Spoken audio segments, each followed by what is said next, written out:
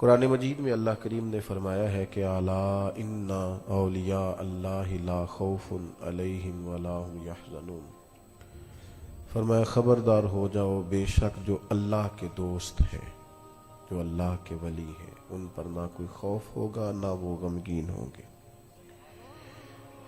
اللہ کے دوست، اللہ کے دوست، اللہ اور اس کے رسول صلی اللہ تعالی علیہ وسلم سے محبت کرنے والے، اپنی ترجیحات میں، اپنے معاملات میں ہمیشہ اللہ کی رضا کو طلب کرنے والے لوگ، اولیاء اللہ۔ یہ بات یاد رکھیے گا کہ بہت ساری چیزوں سے انسان کی طبی محبت ہوتی ہے اور اس کے مزاج کا میلان ہوتا ہے۔ ہمارے صوفیاء یہ کہتے ہیں کہ اپنے باطن سے خود سوالات پوچھ لیا کرو کہ میلان کس طرف ہے۔ جب تمہاری کوئی تعریف کرتا ہے اس وقت دیکھا کرو تمہارا نفس کہاں تک جاتا ہے۔ جب تمہیں اونچی مسند پر بٹھایا جاتا ہے تو پھر اپنے آپ سے سوال کرو کہ اب تمہاری کیفیات قلبیہ کیا ہیں، اور جب کبھی کسی موقع پر تم پر کوئی تنقید کر دی جائے یا تمہیں کبھی کوئی بات بتائی اور سمجھائی جائے تو پھر دیکھو تمہارا حال کیا ہے۔ اپنے آپ سے خود تم کلام کرو، پھر تمہیں اندازہ ہوگا کہ تمہاری دوستی دراصل کس کے ساتھ ہے۔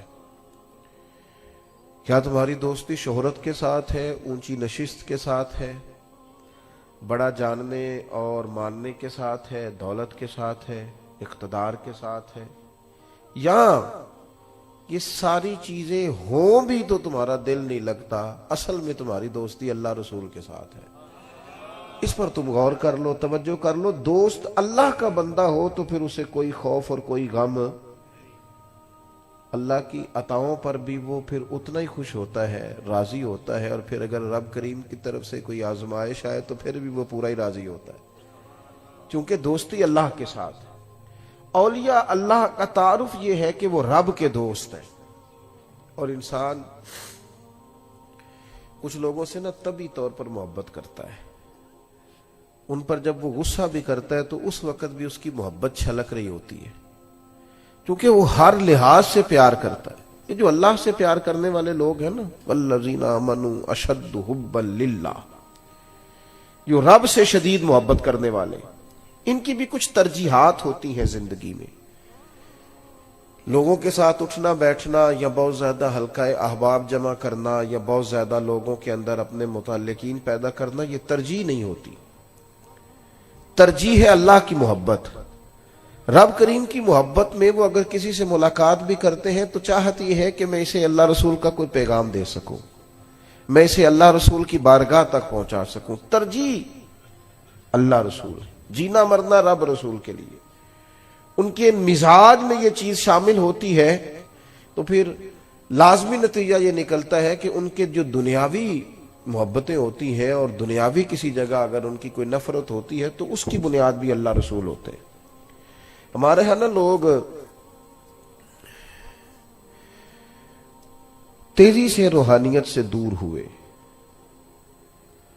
اور مادہ پرستی اس طرح عروج کر کے آئی کہ خالص دینی لبادوں کے اندر اور خالص مذہبی رنگ روپ کے اندر بھی باقاعدہ دنیا داری ہونے لگی۔ یعنی تھوڑی دیر پہلے جو آدمی سٹیج پر حضور کے عشق و محبت کی بات کر رہا تھا، وہ ٹھیک 20 منٹ کے بعد اسی سٹیج کے پیچھے اپنی فیس پہ لڑائی کر رہا ہے۔ تو خالص دینی لباس کے اندر بھی وہ ترجیح نہیں رہی۔ ہمارے بزرگوں کی ترجیح اللہ رسول کا دین، کتاب و سنت، محبتیں بھی اسی لیے۔ اور اگر کسی جگہ ان کو، اور یہ بھی یاد رکھیے گا، دین میں جس طرح محبت کرنا دین ہے، توجہ ہے آپ کی میری بات پر، اسی طرح عداوت رکھنا بھی دین ہے۔ پورا باب ہے کتب احادیث میں کہ کسی سے محبت کرو تو اللہ کی رضا کے لیے، اور کسی سے بغض رکھو تو پھر بھی اللہ کی رضا کے لیے، اللہ کی رضا کے لیے۔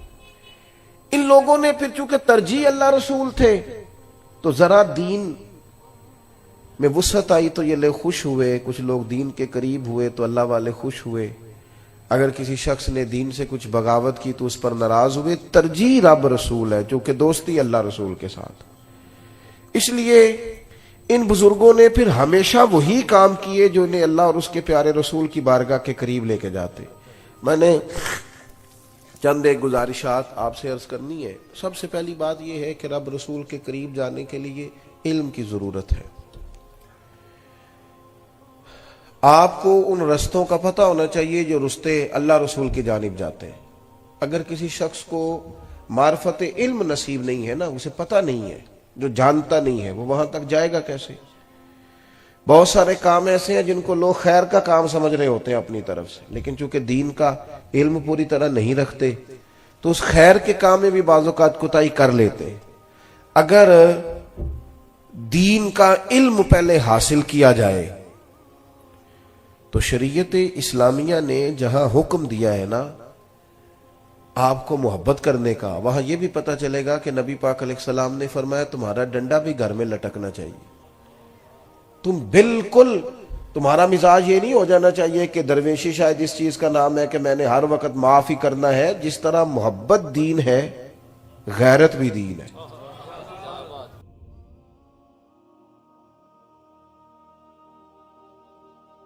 غیرت مند ہونا بھی دینداری ہے. تو ہمارے ہاں یہ ہوتا ہے کہ دین کا ایک آدھ پہلو لوگ اس کو قبول کر لیتے ہیں، اور جس آدمی کے پاس بعض اوقات لوگ اٹھتے بیٹھتے ہیں وہ ایک مخصوص مزاج کا بندہ ہوتا ہے تو اسی مزاج کے ہو جاتے ہیں.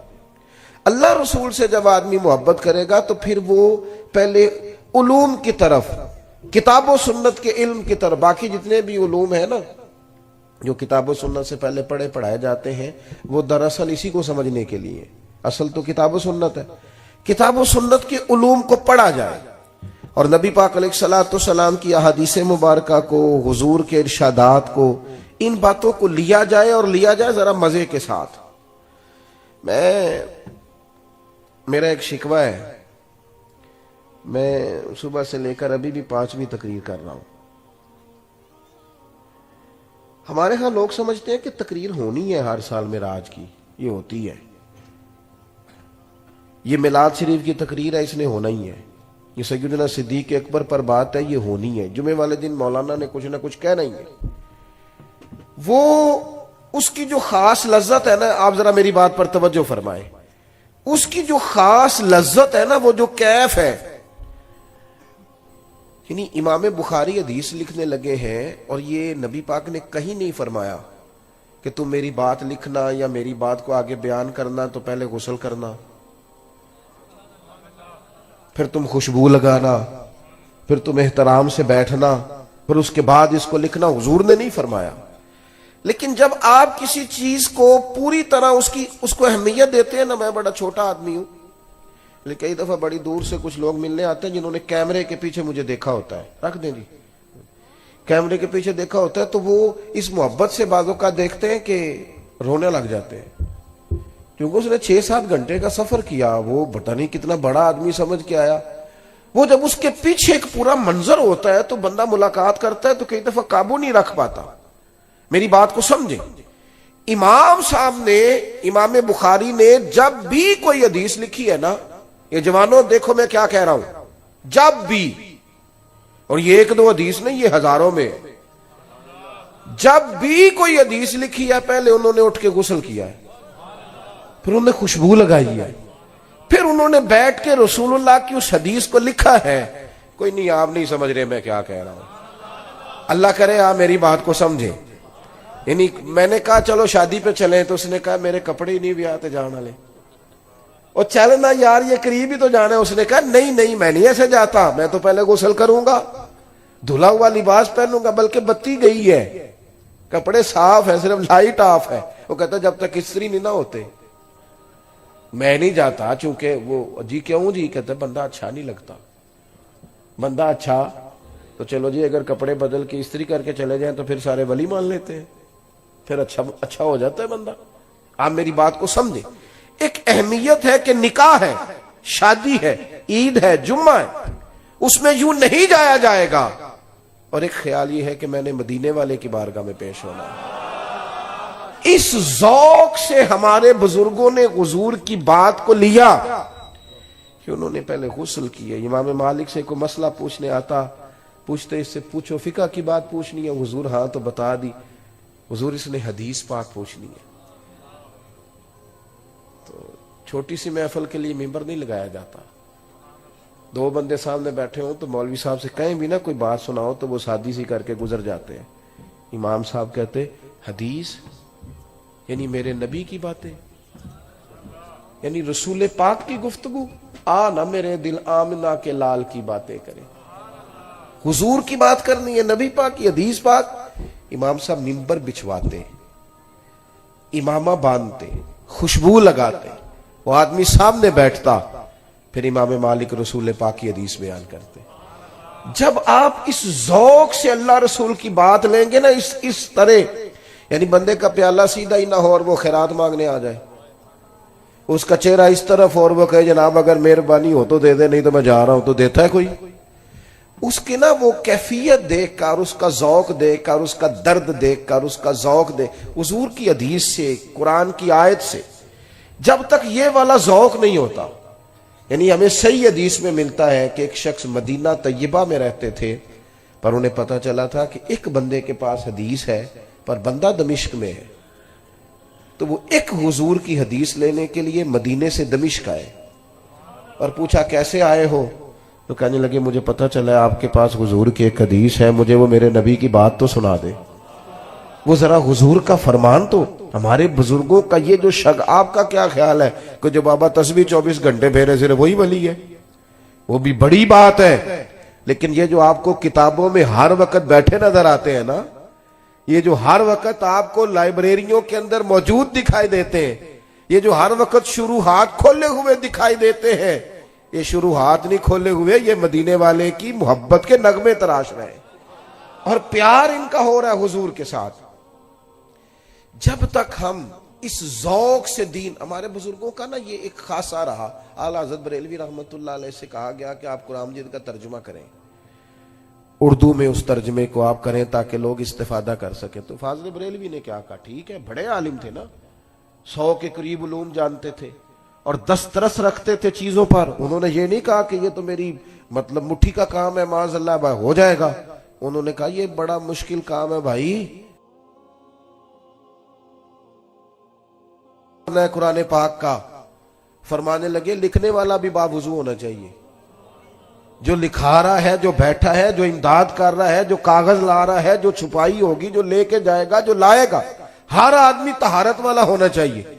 फरमाया ये जब छपने जाएगा तो उस वक्त भी सारे आदाब का ख्याल रखा जाए, आम किताब नहीं, अल्लाह का कलाम है। ये ज़ौक, अजान शुरू होगी, अजान सुने। एक तो ये कि इन लोगों ने ना बड़े ज़ौक से उसको ना बड़े प्रेम से लिया, बड़े प्यार से लिया। हम ना जब तक किताब व सुन्नत को उस ज़ौक से पढ़ते नहीं, सुनते नहीं और वो खास शौक नहीं पैदा करते, वो चीज ना तबीयत में बैठेगी नहीं। दूसरी फिर बात ये थी, किसी बंदे को कन्फर्म हो जाता है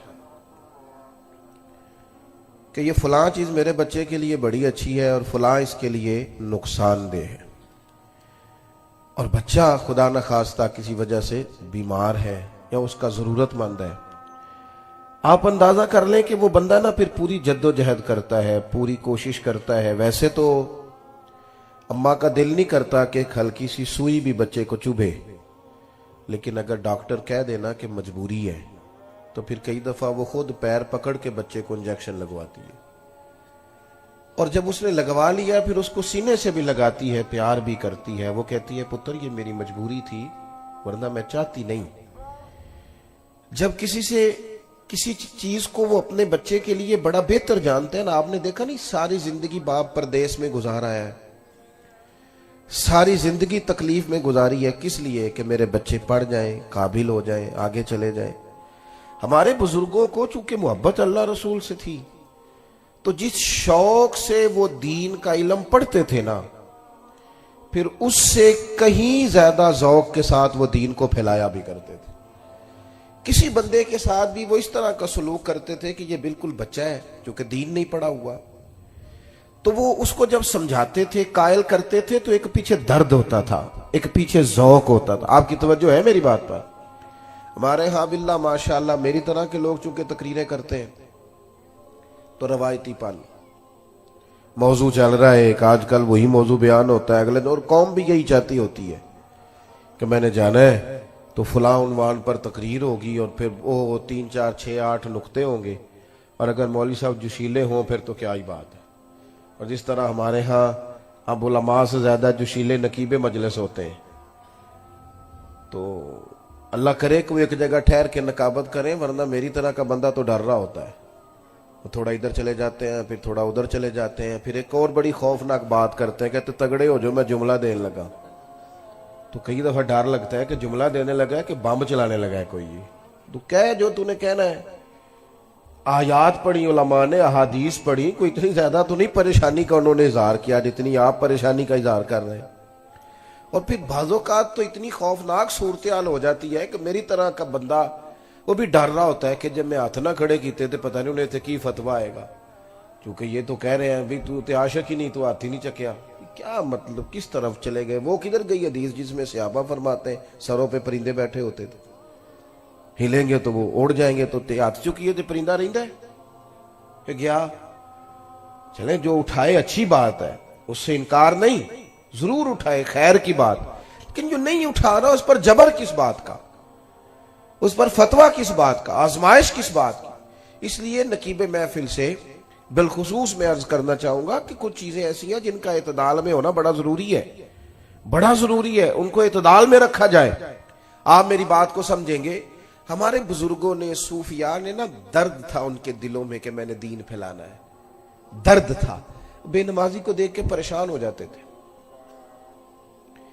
جو بندہ مسجد نہیں آتا تھا اس کو دیکھ کر ان کا دل دکھتا تھا، کسی کو قرآن پاک نہیں آتا تو پریشان تھے۔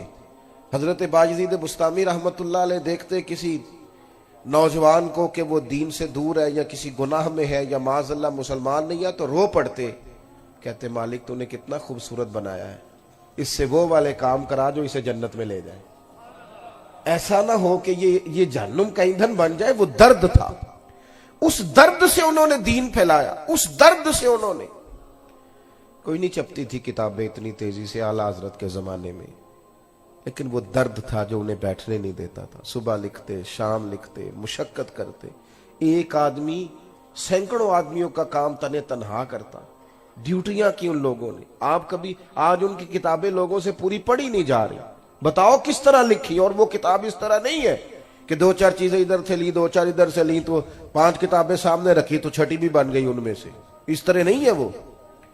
وہ تو کام اس طرح ہے کہ ایک ایک جملے پر کئی کئی کتب کے حوالہ جات ہیں، وہ اندر نہ، وہ کسی درویش نے کہا تھا پانی لوڑ نہیں ہڑا نو راہ برا دی، جب ہڑ آتا ہے نا، ہڑ جذبے کا، تو پھر وہ اپنا رستہ بنا لیتا ہے۔ میرے عزیز آپ یاد رکھیں گے ہمارے بزرگوں کی طبیعتوں میں صبح اٹھنا، سارا دن ڈیوٹی کرنا، سارا دن خدمت کرنا، جد و جہد کرنا، اور دل میں درد کا ہونا، ذوق ہونا کہ لوگ دین والے ہو رہے۔ او ماشاءاللہ ماشاءاللہ، جانشین حضرت شیخ الحدیث صاحبزادہ حامد رضا صاحب بھی تشریف لے آئے، تو میں یہ عرض کر رہا تھا کہ ذوق، جب آپ کا شوق ہو جاتا ہے نا، میں نے دین پھیلانا ہے، تبلیغ کرنی ہے، پھر بندہ نکلتا ہے، پھر اس میں وہ حضور غوث پاک رضی اللہ تعالیٰ عنہ جب مجلس وعظ منعقد کرتے تھے نا، ممبر پہ بیٹھتے تو آنے سے پہلے دعا مانگتے تھے، کہتے تھے اللہ میں بات کروں گا تو اس میں تاثیر پیدا کر دینا، اور پھر جب گفتگو مکمل کر کے لوٹتے تھے تو عرض کرتے تھے مالک اگر کو میں نے خیر کا جملہ کہا ہے تو پھر ان کے دلوں کو بدل دینا۔ وہ ایک یعنی مجمع سے دان لینا مقصود نہیں، دعوت دین دینی ہے، پیغام حق سنانا ہے، دل میں ایک درد ہے کہ بے دینوں کو دیندار کیا جائے، جو مسجد سے دور ہیں انہیں مسجد کے قریب کیا جائے۔ ان کو حضرت جنید بغدادی فرماتے ہیں کہ میں حضرت سری سکتی رحمت اللہ علیہ کے ساتھ جا رہا تھا، ایک جگہ کچھ مجمع تھا، لوگ جمع تھے، حضرت نے فرمایا بڑھ کے دیکھو کیا ہے؟ کہتے میں نے دیکھا ایک شخص نے نا معاذ اللہ ثم معاذ اللہ شراب پی ہے اور وہ نشے میں دھت ہے ایک بڑے اچھے وزادار گھر کا نوجوان، اور وہ گرا ہوا ہے اور وہ اول فول باتیں کر رہا ہے اور لوگ وہاں کچھ تمسخر اڑا رہے ہیں۔ اور کچھ اس کو ویسے دیکھ رہے ہیں تو مجمع لگ گیا. کہتے ہیں حضرت سری سکتی رحمت اللہ علیہ کو میں نے آ کے عرض کی حضور چلیں, ایک آدمی نے شراب پی ہے اور اس کی حالت غیر ہے تو لوگ اس کو دیکھ رہے ہیں. تو فرمانے لگے جنید کیا بات کرتے ہو, اس حال میں چھوڑ کے چلے جائیں, اور بندہ ہے مومن کو. کہتے ہیں حضرت اپنی چھڑی پہ سہارا لیتے ہوئے ایک سائیڈ سے میرا بازو تھامتے ہوئے اس شخص کے قریب آئے, اور چونکہ لوگ بزرگوں کا حیا کرتے تھے, جتنے لوگ کھڑے تھے چلو اپنا اپنا کام کرو. لوگ سبھی رخصت ہو گئے. شیخ مجھے کہنے لگے ایک پیالے میں پانی تو لاؤ. کہتے میں پانی لایا تو حضرت نے اپنے بوڑھے ہاتھوں سے اس کا منہ دھویا, پھر اس کے سر پہ تھپکی دی اور کہا بیٹا گھر جاؤ. اور جب اٹھے تو میں نے اٹھتے اٹھتے ان کی داڑھی پر ان کے آنسوؤں کو گرتے دیکھا. رو کے کہنے لگے مالک میں کمزور بندہ ہوں, بے بس ہوں, میں منہ دھو سکتا ہوں, دل تو نہیں نہ دھو سکتا. میری جو حیثیت تھی اس کے مطابق میں نے ڈیوٹی کر دی, میں منہ ہی دھو سکتا تھا, وہ میں نے دھو ڈالا. دل تیرے دست قدرت میں ہے, مہربانی فرما دے. حضرت جنید فرماتے ہیں اگلی صبح جب تہجد کی نماز کھلی ہم پہنچے تو وہ جو کل عصر کا شرابی تھا آج تہجد کی نماز کے لیے بیٹھا تھا. تو کہتے ہیں پھر بھی کوئی بات نہیں جتلائی. جب ایک کونے میں بیٹھ گئے تو جوان اٹھ کے آیا اور حضرت کے گھٹنے پہ ہاتھ رکھ کے رویا. کہنے لگا بابا تیری دعا میں بڑا اثر ہے, کل تو نے منہ دھویا تھا تو کریم رب نے دل بھی دھو ڈالا ہے, کرم ہو گیا ہے. ہمارے بزرگوں کی جو تبلیغ تھی ان کا درد تھا, انہیں سونے نہیں دیتا تھا. وہ درد وہ لے کے نکلے نا. سب جانتے تھے مدینہ طیبہ میں تدفین اور جنت البقیع کی سعادت کتنی بڑی بات ہے, لیکن نکلے نا صحابہ. وہ کبھی کسی شہر میں کبھی کسی شہر میں, تیری تلاش میں پھرا میں جنگل پہاڑ اور دشت میں. کس ذوق سے انہوں نے, داتا صاحب بھی سیدزادے ہیں, شہزادے ہیں, اولاد رسول ہیں, ان کا گھر میں بھی ان کے لیے بڑا اعزاز تھا, پر راوی کنارے آ کے پتے کھانے کی کیا ضرورت تھی, ہندوؤں سے روڑے اور پتھر کھانے کی کیا ضرورت تھی. پر تیری تلاش میں پھرا میں جنگل پہاڑ اور دشت میں. اب عرس منایا جا رہا ہے خواجہ اجمیر کا, اور منوں کے حساب سے لنگر پکتا ہے, ورنہ تاریخ تو یہ ہے کہ خواجہ صاحب یہاں خیمہ لگاتے تھے تو کہا جاتا تھا وہ کھیڑو, تو وہ آگے جا کے لگا لیتے تھے. ان سے کہا جاتا تھا اٹھاؤ تو وہ ادھر جا کے لگا لیتے تھے. ان سے کہا جاتا تھا یہاں سے اٹھاؤ, وہ بیٹھے رہے. انہوں نے ڈیوٹی کی, کام کیا.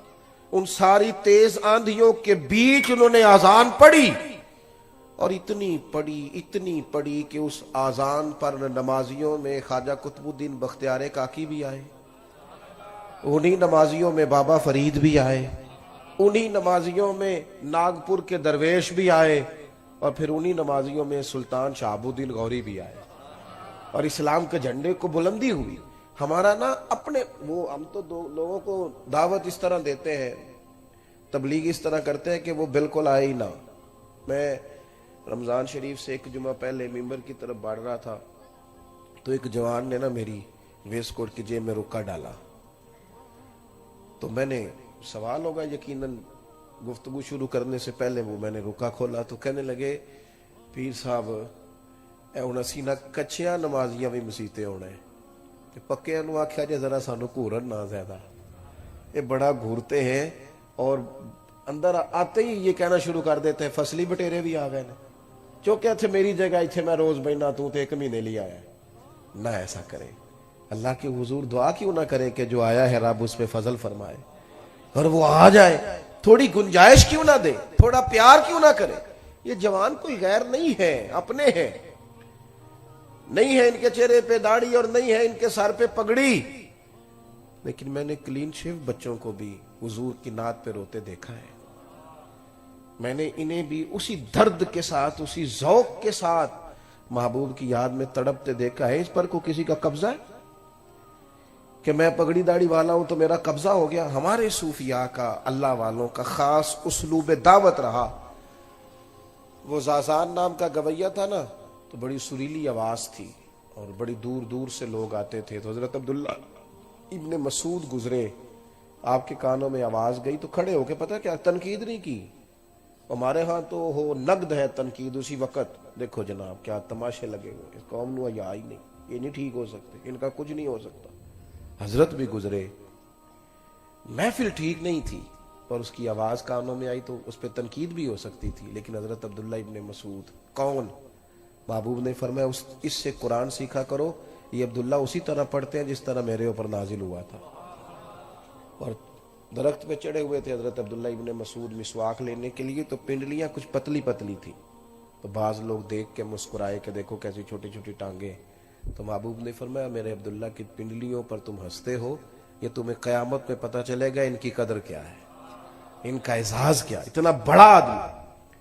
حضرت عبداللہ ابن مسعود قریب سے گزرے تو کانوں میں آواز گئی اس شخص کی، ذرا رک گئے اور ایک ٹھنڈی آہ بھری، فرمانے لگے کتنی سونی آواز ہے، کاش یہ قرآن پاک پڑھتا،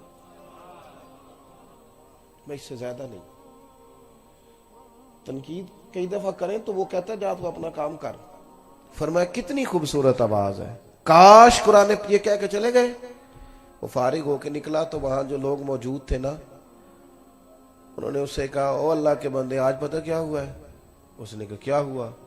کہنے لگے حضرت عبداللہ ابن مسعود کو جانتے ہو صحابی رسول صلی اللہ تعالی علیہ وسلم؟ کہا ہاں۔ کہنے لگے آج گزرے تھے، کیا ہوا؟ تیری آواز ان کے کانوں میں گئی، ان کے لہجے پہ عجیب سا اثر دیکھا، اور ٹھنڈی آہ بھر کے انہوں نے کہا کاش وہ قرآن پاک پڑھتا، تو اس آواز میں کتنا اور حسن اللہ پیدا کرتا۔ وہ بندہ چند منٹ وہاں کھڑا رہا، کسی نے تقریر نہیں سنائی، کچھ بھی نہیں کیا، وہیں کھڑے رہے۔ کہنے لگے تمہیں گھر کا پتہ ہے ان کے؟ گھر کا پتہ ہے؟ کہ جناب پتہ ہے، کہاں ہے؟ فلاں علاقے میں، فلاں گلی میں، فلاں محلے میں۔ دوڑے گئے، دروازے پہ دستک دی، حضرت تشریف لائے۔ میاں کیسے آئے ہو؟ کہا حضور میں آ گیا ہوں، آپ نے کہا تھا نا کتنی سونی آواز ہے، کاش قرآن پڑھے، تو میں آ گیا ہوں، پڑھا دے مجھے قرآن پاک۔ اب قرآن پاک ہی پڑھا جائے گا۔ تیسری بات، اور اس پر میں نے اپنی بات کو ختم کرنا ہے، ایک تو سیکھیں تو ذوق سے، ایک اسے پھیلائیں تو ذوق سے، اور یہ کہ دین کے کام کو نا، اور دین کی دعوت کو، اس کو مناسب منصوبہ بندی کے ساتھ آگے بڑھائیں، صرف اس کو تبرک نہ بنائیں، خالی تبرک نہ، ہر چیز کو لوگ منصوبہ بندی سے، کوشش اور کاوش سے آگے لے کے چلتے ہیں، لیکن دینی کام ایسا ہو جی اللہ کی سپرد کرو جی ہو جائے گا، بھئی ایسے تھوڑی ہوتا ہے۔ ہر چیز کے اندر لوگوں نے نظم پیدا کر لیا ہے، ہر جگہ چیزیں مرتب ہو گئیں، طے ہو گئیں، کیوں نہ ان چیزوں کو بھی طے کیا جائے۔ مساجد ایک بہت بڑی یونیورسٹی کا درجہ دے سکتی ہے، کردار ادا کر سکتی ہیں، مدارس، بزرگوں کی خانقاہیں، یہ بڑا معنی خیز کردار سوسائٹی میں ادا کر سکتی ہیں، لیکن شرط یہ ہے کہ ہم اس کو نا منظم کریں، اس کو مرتب کریں۔ آپ کبھی دیکھیے ہمارے بزرگوں کی، صوفیاء کی زندگی میں جو چیز آپ کو بڑی زیادہ ملے گی وہ یہ ہے کہ انہوں نے وقت نہیں ضائع کیا، ٹائم نہیں ضائع کرتے۔ یہ جو آج کل ترتیب ہوتی ہے نا جلسوں کی، محافل کی، پہلے مقامی نعت خواں، اس کے بعد قومی نعت خواں، پھر ہو سکے تو کوئی ایسا بھی آ جائے جس کو کہتے ہیں یہ چونکہ اب عالمی شہرت یافتہ ہے لہذا خصوصی خطاب کی باری آئے گی 1 بجے، اور نقیب محفل بیچارے کو چونکہ رٹے رٹائے جملے بولنے ہوتے ہیں، اس کی ڈیوٹی ہوتی ہے، تو وہ پھر 1:30 بجے رات کو کہہ رہا ہوتا ہے بلا تاخیر میں خطاب کی دعوت دیتا ہوں۔ بھئی ابھی بھی اگر بلا تاخیر ہے تو پھر آپ فجر ہو لینے دیں، اس سے زیادہ کیا تاخیر ہوگی؟ چیزوں کو جب تک مرتب نہیں کیا جاتا۔ اعلیٰ حضرت رحمت اللہ تعالی علیہ کی جو زندگی ہے نا، اس میں اتنا زیادہ کام اس لیے ہو گیا کہ انہوں نے لمحہ بھی ضائع نہیں کیا۔ اور ایک ہوتی ہے کتاب، لوگ کتاب پڑھتے ہیں تو وہ چونکہ وہ صرف لفظ پڑھ رہے ہوتے ہیں، ذہن تو ویسے ہی کہیں اور گھوم رہا ہوتا ہے، اور تھوڑی دیر کتاب کھولی ہے بچے نے تو ساتھ ہی اس کے واٹس ایپ پہ میسج آ گیا، تو کدھر کتاب کی عبارت اسے یاد رہتی ہے، وہ تو فوری طور پہ بیچارہ اس نے رخ پھیر لیا ہے۔ تو اس طرح مطالعہ نہیں ہوتا، پڑھا نہیں جاتا۔ اعلیٰ حضرت رحمت اللہ تعالی علیہ پیلی بھیت تشریف لے گئے تو 2 جلدوں کی ایک کتاب تھی،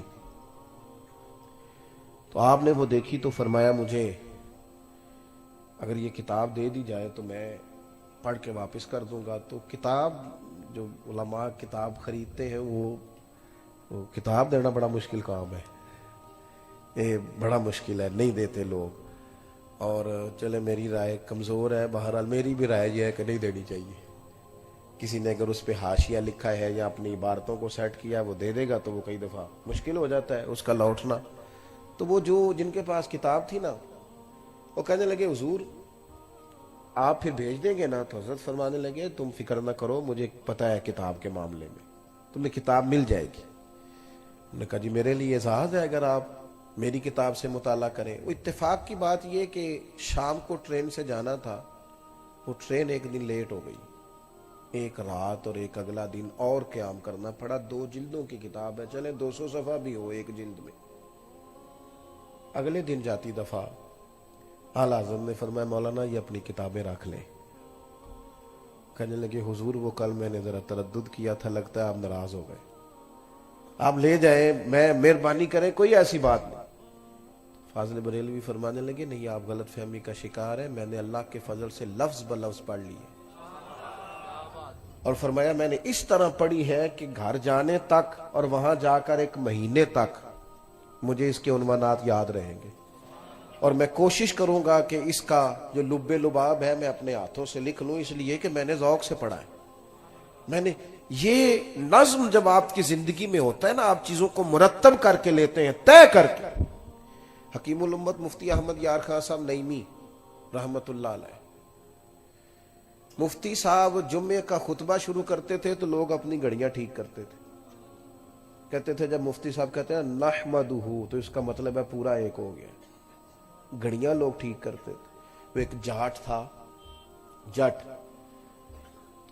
उनका तरीका ये होता है कि वो असर की नमाज के वक्त दूध धोते हैं भैंसों का, तो वो अपने बेटे से कहता वो कटा छाड़ो टाइम हो गई मज्जा चोने का। वो कहते बदियो जिते ऐ सूरज खड़ा हो, कहता नहीं पुत्रा मुफ्ती साहब लंघ गए नहीं, मुफ्ती साहब लंघ गए नहीं, असर दी नमाज पढ़ाने लई टाइम हो गया ही। तो एक बारी घड़ी वे उसने घड़ी देखी तो कहने लगे तो बिल्कुल ठीक कह रहे हैं। मुफ्ती साहब रहमतुल्लाह ताला अलैह ने अपनी पूरी जिंदगी में ये तरतीब रखी, किसी काम को मुरत्तब नहीं किया जाता, तय ही नहीं किया जाता। और घरों में भी हमारे यहाँ हम कहते हैं देखी जाएगी, हो जाएगा। बच्चा सवाल पूछ रहा है, अब्बा उसे कह रहा है ये पैसे ले तो टाफी खा के आ, वक्त ही नहीं दिया, उसको समझाया ही नहीं, उसके ज़हन में उभरती हुई बातें जो थी वो उसी तरह उभर गई, वो गलत रास्ता इख्तियार कर गई। वो कुछ मुतालबात कर रहा था, उसकी कुछ चाहते थी, लेकिन हम चीजों को मुरत्तब ही नहीं कर रहे। हमने उसे कहा कि चलो ठीक है बाहर से कुछ खाना है, ये लो पैसे जाओ मेरा बेटा तुम भागो खाओ। चीजों को वक्त दें, उसके लिए जरूरी है कि बेमकसद और लायानी मसरूफियात को छोड़ दें। कुछ वीडियोस कम कर लें जिनमें हंसी ज्यादा आती है, वो देखनी जरा कम कर लें। कुछ जो सिर्फ तफरीह के लिए काम है खुदारा उन्हें छोड़ दें। कुछ काम जिन्होंने हमसे हमारे करीबी रिश्ते छीन लिए हैं उनको थोड़ा छोड़ दें। अगर हमारे बुजुर्ग भी यही काम करते तो इतने बड़े बड़े काम, और फिर निरा लिखना नहीं पढ़ाना भी, और निरा पढ़ाना नहीं, लोगों की जरूरियात का भी ख्याल रखना, आने जाने वालों से मुलाकात भी करना, उनका दुख भी सुनना, अश्कशोई भी करना, लोगों को तबलीग भी करना। ये कब होता है? जब आप चीजों को मुरत्तब करके चलते हैं। तो ये 3 बातें मैंने आपकी खिदमत में अर्ज की है। एक तो दीन का इल्म सीखें तो जरा ज़ौक़ हो, जरा तवाना हो तबीयत, शुस्ता हो मिजाज, और दूसरा ये कि जब उसकी तबलीग करें तो वो सिर्फ जुमलों का हेर फेर ना हो, उसके पीछे दर्द भी हो। लफ्ज तासीर से बनते हैं, तलफ्फुज से नहीं। अहले दिल आज भी है अहले जुबान से आगे, उसके पीछे दर्द हो। और तीसरी बात ये कि चीजों को मुरत्तब करें, उनको तय करें। जब तक हम अपने मामलात को तय नहीं करते, मुरत्तब नहीं करते, उतनी देर तक बहुत ज्यादा मुशक्कत के बावजूद भी काम, मेहनत ना, बात खत्म करने लगा था, मेहनत बामकसद होनी चाहिए, बेमकसद नहीं होनी चाहिए। उतना काम करें कि वो काम पूरी तरह मुरत्तब हो, उसमें पूरी तरतीब हो, उसमें चीजें। मैं दोस्तों से अक्सर कहा करता हूं अगर हम जुमे वाले दिन वक्त पे जाना शुरू कर देंगे तो इंशाल्लाह खतीब साहब भी तैयारी शुरू कर देंगे। उन्हें अंदाजा होगा कि ये बंदा पिछली जुमे भी यहाँ पहली साफ में बैठा था और पूरी बात सुनी है, तो अब मैंने पिछले जुमे वाली नहीं करनी, مجھے کچھ کتاب کو دیکھنا ہے، کچھ چیزوں کو لینا ہے. کئی دفعہ طلباء کے اٹھتے ہوئے سوالات بھی اساتذہ کو زیادہ مطالعے پہ مجبور کر دیتے ہیں. ان کے سوالات کے جوابات کے لیے بھی کئی دفعہ انسان زیادہ کتابیں کھولتا ہے. دعا یہ ہے کہ اللہ تعالی حضرت پیر سید فتح علی شاہ صاحب رحمت اللہ تعالی علیہ کے مزار پر انوار پر اپنی رحمتوں کا نزول فرمائے، آپ کے فیضان کو جاری و ساری فرمائے. ہم ایک سید زادے کے عرس میں آئے ہیں، اعلیٰ حضرت بریلوی کی نسبت رکھنے والے ایک عظیم بزرگ کی عرس میں آئے ہیں، اور یہ دعا لے کے آئے ہیں کہ اللہ تبارک و تعالی ہم سب سے بھی کوئی خیر کا کام لے لے اور ان بزرگوں کے رستوں کا اللہ ہمیں مسافر بنا دے. آخر دعوانا الحمدللہ. عشق اللہ وچ ہو مستانہ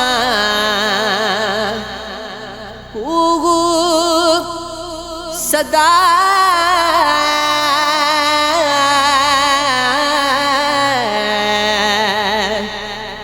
الائی